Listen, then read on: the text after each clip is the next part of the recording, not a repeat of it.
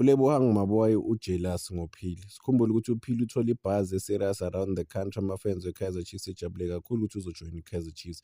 65 minutes izolo if angilenzi iphutha. uPhili I think few minutes engenile ufuna ukugain i-momentum, ukuthola i-confidence egamini, udlalisa ama-players we-Kaizer Chiefs, ufuna ibhola back, uphasa uLebohang Maboy and uya kuye kuyomsupport ukuthi aliyeke le bhola leli litraphe nje, uliyeke ngizolithatha ngidlalisa amanye ama-player. Hhayi, uLebohang Maboy olithatha ibhola uyashaya, uPhili useceleni kwakhe, uyashaya from the distance. And siyazi uLebohang Maboy ukore kayingakhi from a distance since afikile ku-Kaizer Chiefs, nix, 0. So why ushutha outside the 18 area? Cause mina into engiyibuzile ukuthi uPhili uzoba yi-face of i-Kaizer Chiefs, but ama-player we-Kaizer Chiefs azomvumela na ukuthi abe yi-face ye-Kaizer Chiefs? I-answer yami ngiyitholile, no. Mangibona uLebohang Maboy laphana bafethu vele eshaya nje out of the blue, kodwa uPhili la eceleni kwakhe, and phela isimple ebholeni.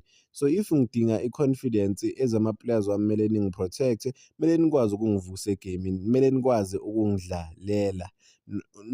Cause khona iplayer eli-special ekumele sirelaye kula ngithi egamini.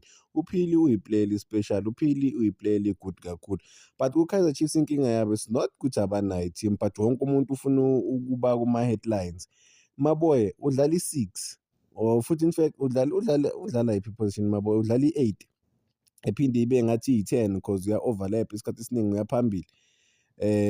Kusho ukuthi umsebenzi wakhe ukufeeder ibhola ama-wing and nama-forwards phela, ngoba it's not like ukuthi ushaya ama-goal for i-Kaizer Chiefs, no, but akafuni ukwenza lokho, na ufuna ukuba ku-center of ilo ama-headlines.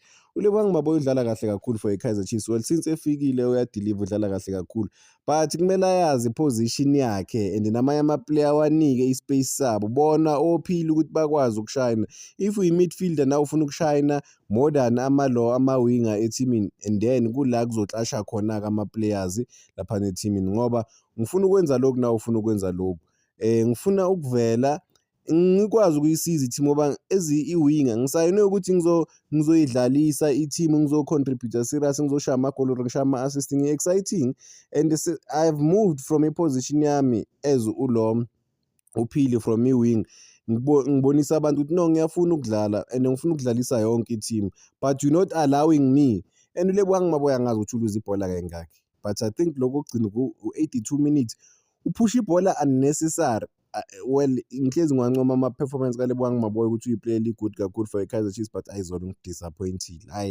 Hayi ungidisappointile lo mjida. Njalo every game it's a given uzoluza, uzovela a-donate ngebhola.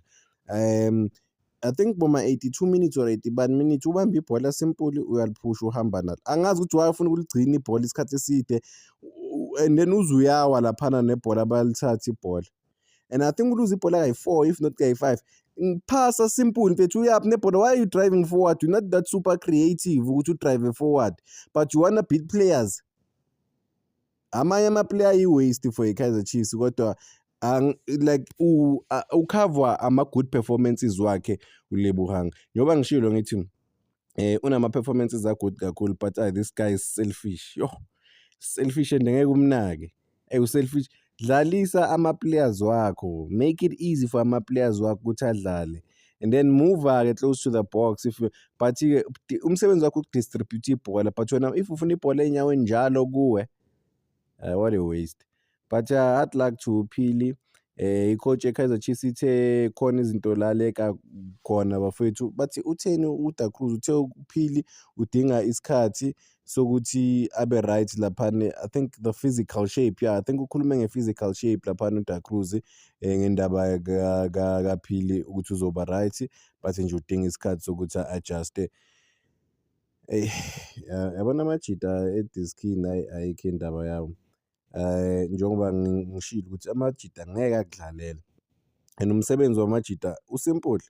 You're not a creative player, dlalisa ama-creative players, make sure ukuthi ama-creative players banama-moments wabo wokushayina. But if you wanna compete nama-creative players laphana ethimini, then i-team izoba ne-problem.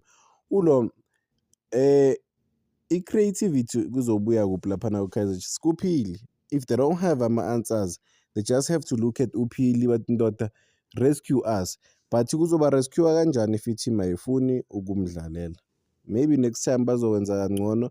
But what into engisurprisayo mina nge-Kaizer Chiefs, lonke iplay eliku-Kaizer Chiefs bafethu line-chance ukuthi lidlale, because you look at ama-individual performances wama-players uyabona, no, the team is still far off in terms of competing ngokweqiniso nokudeliver nje as i-team.